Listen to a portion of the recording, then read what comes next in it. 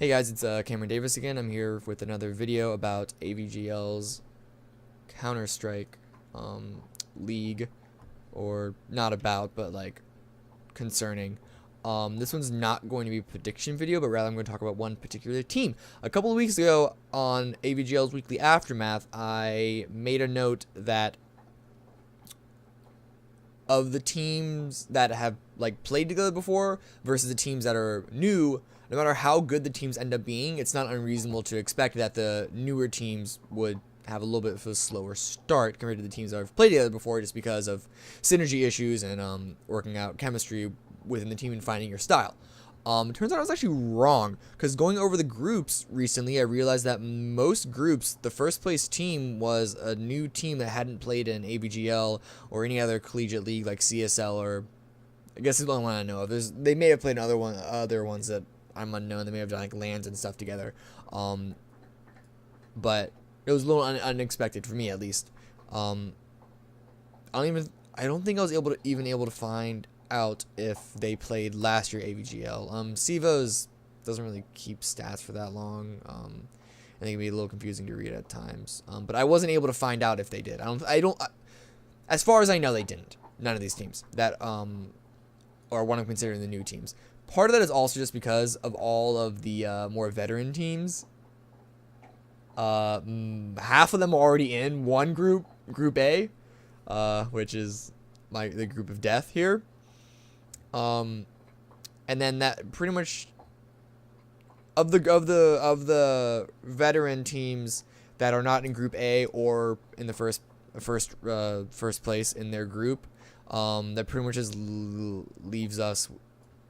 Of all the veteran teams, like top tier veteran teams that aren't in Group A or leading the group, that leaves RIT and Montreal Falcons, which are both in Group C. Montreal Falcons, they seem to have a little bit of a scheduling issue right now because they have a forfeit loss, and then the other loss is against RIT, which is understandable because they're really good. But then RIT's one loss is against the team I was going to talk about today, which is Donald's Deplorables. Just after seeing all these new teams lead their groups, I was curious to see, I would go in and do a little research to see what makes these teams so good. What are their pros? What are their cons? I guess also could use this as like a little introduction to what this team is and what to expect them in the future if you're a new viewer or an old viewer because they haven't seen them before. But yeah, so I'm gonna just want to give a little rundown of Donald's Deplorables. Before I start with that, though, just because their new teams aren't that much information behind it, I've watched through a number of their replays to see if I couldn't find any sort of trends or tendencies. Which at this level of Counter-Strike competition, it doesn't vary that much from map to map. What varies the most is from quality of opponent. But as I said, Donald's Deplorables already beat RIT. And so like that, or just watching those demos, I feel like I was able to come up with some pretty good trends and tendencies and like why they were able to beat a team that at least I considered up there in the collegiate scene. And yeah, I guess, well, first the rundown of the team. The 5 players are going to be a Scorpion, Sting, Eric, Sin, Church, and Tom. None of them, this is a team that actually all 5 are pretty even as far as scoreline and stats are concerned. There's no one, again, there's like small sample size, like they've played 3 games so far, which they've won 2-0 in all of them, but as far as I can tell, there's no one big giant carry. They all kind of share the load evenly. It all just depends, I guess. Oh, we're lucky because this game I'm top fragging just because they keep running into my crosshair. But the main thing to note about this team is that they are really good aimers and they have really good solo fundamentals.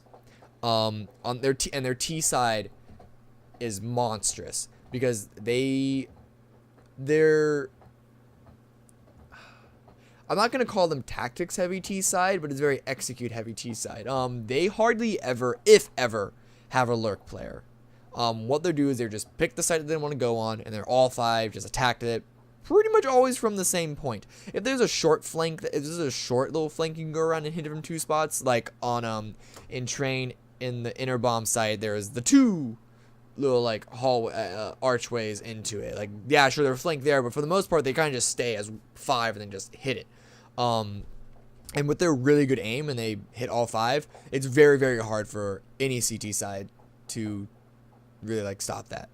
And they don't mess around within the site. Once they get on the site, the person with the bomb gets the plant, and everyone else, they just fan in and kind of not overly aggressive. They won't like leave the site, but they will like be proactive and not letting the enemy team come back into the site. I do emphasize that when I say they have good fundamentals, they have really good solo fundamentals, because there's on the flip side, their CT side is very, very weak. For a team that is 3-0, they are the discrepancy between their T side and their CT side is actually surprisingly high. And part of that is just because, well, there's multiple parts to it, that their CT setup, like their defaults, they're not that close knit. They have, it's not uncommon to find some pretty glaring holes, granted from the spectator view, but the spectator position where I can see everything. Not as easy to find on the T side playing against them, but the fact that they're still there still means they have a weaker, already weakens their CT side a little bit. They don't set up for trades, where on the T side, just because they're together, they'll trade. Like, they'll shoot one and then you'll get shot because the other person's already right there. But on the CT side, they're like, oh, well, I guess they got the guy mid. I'm not there. I guess they have mid.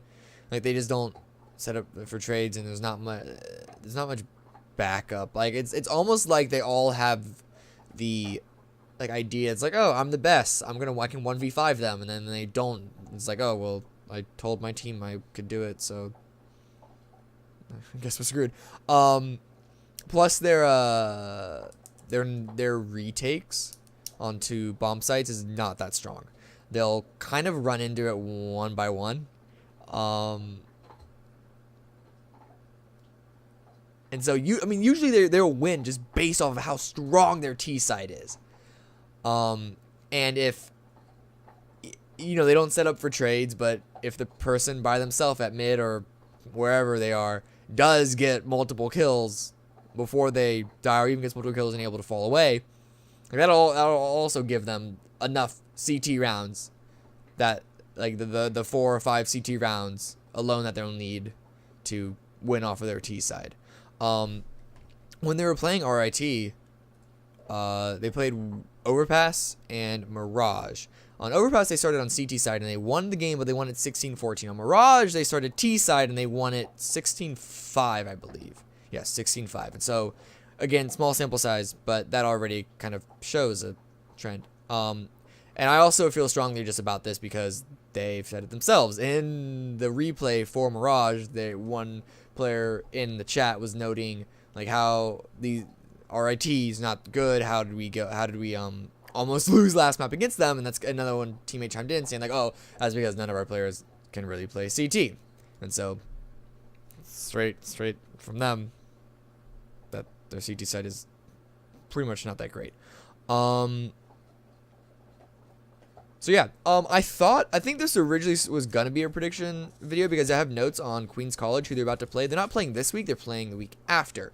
It says that their next opponent is Queens College, but that's because they have a bye week this week. And so I don't think I'm gonna do a full prediction on this, but I do note how Queens College stylistically could actually make it a little difficult for Donald's Deplorables. And that's just because their CT side, they have really good use of nades. And that's one thing that can really counter this just 5-man execute setup that Donald's Deplorables has, is to have really good defensive CT-sided, like smoke, molly, and then even like flash and HE grenade use. And they also can be aggressive on the CT side without overextending, and that's good for gaining information. And then like even if you trade 1-for-1, usually trading 1-for-1 is generally considered to be something that's good for the terrorists because it spreads the CTs really thin. But when you're a team like Donald's Deplorables and you really never spread out as Ts, like if someone pushes, for example, in Mirage down apartments and runs into the team and they trade 1-for-1, you know that they're there, and so you can kind of rotate, not everyone onto the B side, but rotate and push things a little forward and kind of like close the circle around it. Obviously you then want to set it up that you won't keep dying 1 for 1 or whatever. And I don't know if that alone could allow Queen's College to beat Dawn's Deplorables just because their aim is that good. But the nade use, I think, is one of the more important things to note. That being said, Queen's College is a little weak on the terrorist side. Yeah, it's almost like the opposites of Dawn's Deplorables. Because on the terrorist side, they have weak communication. They don't really trade that well. They're prone to getting picked, and they have really weak post-plant. Which, those are the 3 things that, if they were good at, would be the things that would exploit Dawn's Deplorables' weaknesses. But them not being good at that means that Dawn's Deplorables' CT weaknesses aren't going to be punished as much. So I don't know. I think that this one game will be interesting to watch just from that perspective. But yeah, Dawn's Deplorables, they are a newcomer and they are good. There were a couple other teams that I'm probably gonna do another one of these videos over, just because I kind of enjoyed looking into and trying to figure out what teams are like. The ones I have on this list right now are gonna be University of Central Florida, Champlain, I don't know how to pronounce this one, and then UC San Diego, which are like the 4 ones that are like the 4 main teams that are leading their groups that are new rosters. And so I've announced it. I pretty much just dedicated myself into doing it, didn't I? Anyway, that's gonna be it for this video. Thanks for watching. I'll see you next time.